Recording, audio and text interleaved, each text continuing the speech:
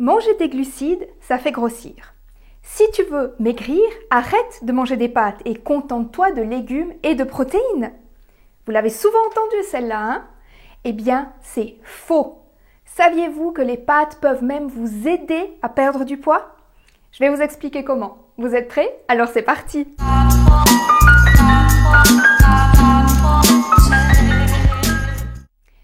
Faire des pâtes, c'est pas sorcier. De la farine, de l'eau, on malaxe et on les façonne sous plusieurs formes. Spaghetti, penne, fusilli, etc.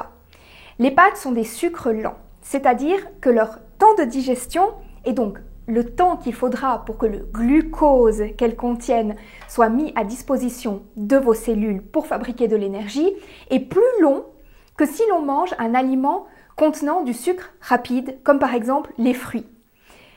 Les fruits qui contiennent des sucres simples, du glucose pur sous forme de fructose. Dans la première étude scientifique dont je vais vous parler, et qui d'ailleurs est une méta-analyse, ce qui implique un grand nombre de participants, ici il me semble que c'est plus de 20 000 participants, vous voyez, ce n'est pas des études qui sont faites sur 200 ou 300 personnes, hein. C'est vraiment des études sur une très large population. Comme d'habitude, je vous mets le lien vers les études dont je vais parler en description. Donc, dans cette étude, on remarque que les personnes qui ont consommé des pâtes 3 fois par semaine ont perdu en moyenne 500 grammes. Alors attention, on parle de pâtes sans adjonction de matière grasse. Par exemple, des pâtes avec une bonne sauce tomate. Par contre, si vous y ajoutez de la sauce à la crème, ou des lardons, ou encore du fromage, là c'est une autre histoire. Parce que c'est bien ces aliments très gras qui font grossir et non pas les bons glucides contenus dans les pâtes. Sur mon compte TikTok, j'ai posté une recette de sauce crémeuse pour pâtes mais sans matière grasse. Vous serez bluffé tant elle est onctueuse. On croirait qu'il y a de la crème dedans. Et du coup, si vous avez des soucis de cholestérol, pas de problème, vous pouvez manger des pâtes vu que les véritables pâtes italiennes ne contiennent pas d'œufs. Les pâtes vont même jusqu'à diminuer la sécrétion de graisse par le foie, comme d'ailleurs tous les autres glucides purs. Et ici, lorsque je dis purs, c'est des glucides sans adjonction de matière grasse. Elles vont donc diminuer le taux de mauvais cholestérol et c'est pourquoi elles sont également conseillées aux personnes qui souffrent de maladies cardiaques. Si vous êtes rassasié après votre repas, vous n'aurez plus d'élan vers des produits gras comme des biscuits, des gâteaux, des glaces ou des chips.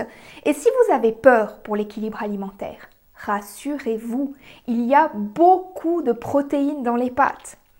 En comparaison, vous avez autant de protéines dans les pâtes que dans les œufs. En plus, elles contiennent beaucoup de vitamines du groupe B qui sont impliquées dans la production d'énergie et aussi le bon fonctionnement du système nerveux.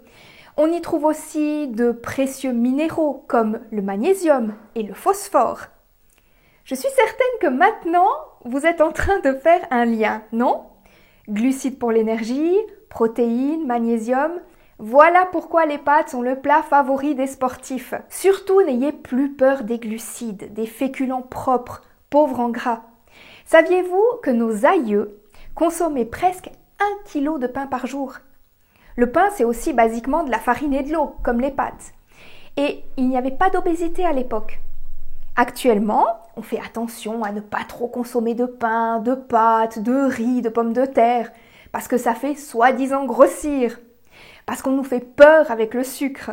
Et pourtant, vous avez vu le nombre de personnes obèses. C'est pas des gens qui mangent du pain et des pâtes sans graisse toute la journée, hein.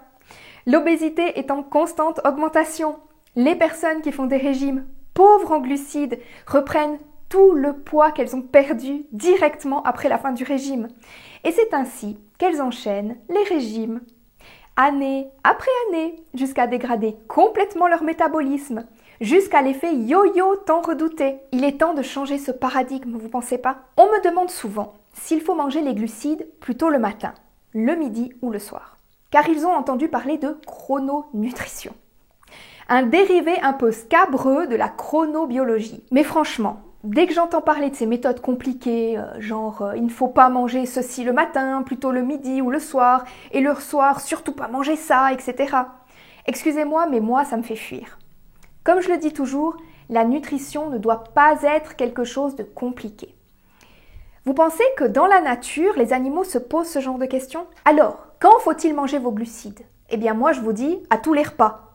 Et un bon plat de pâtes le soir vous aidera à bien dormir car vous serez rassasié et votre corps ne vous tiendra pas éveillé pour vous mettre à l'affût de nourriture. Les gens qui font des régimes hypocaloriques, faibles en glucides, ont un très mauvais sommeil, peinent à s'endormir le soir, ont de nombreux réveils nocturnes et aussi une sensation de ne pas être reposé le matin lorsqu'ils se lèvent. Avec une alimentation HCLF, pauvre en graisse et riche en glucides, vous serez rassasié, en bonne santé et vous perdrez du poids. Je vous mets aussi en description une deuxième étude dont la conclusion est que les pâtes n'affectent pas négativement l'adiposité et réduisent même le poids corporel et l'IMC. L'explication est toute simple. Si vous mangez pauvre en gras, les récepteurs à l'insuline, qui permettent au glucose d'entrer dans la cellule, ces récepteurs ne seront pas encrassés par les lipides et le glucose pourra facilement entrer dans la cellule et être métabolisé directement en énergie. Et donc le foie ne sera pas contraint de devoir transformer le surplus de glucose en gras corporel, en plus de stocker déjà le gras que vous mangez en gras corporel. Parce que oui, le gras que vous mangez, c'est le gras que vous portez, comme on dit. Le gras est directement stocké en gras. Si on prélève du gras dans vos poignées d'amour, par exemple, on pourra dire d'où il provient exactement. Graisse animale, graisse végétale, etc. Vous avez été nombreux à m'envoyer plein de questions pour la prochaine FAQ de la semaine prochaine. Je vous en remercie et je me réjouis de vous retrouver. Via Félicia à tous!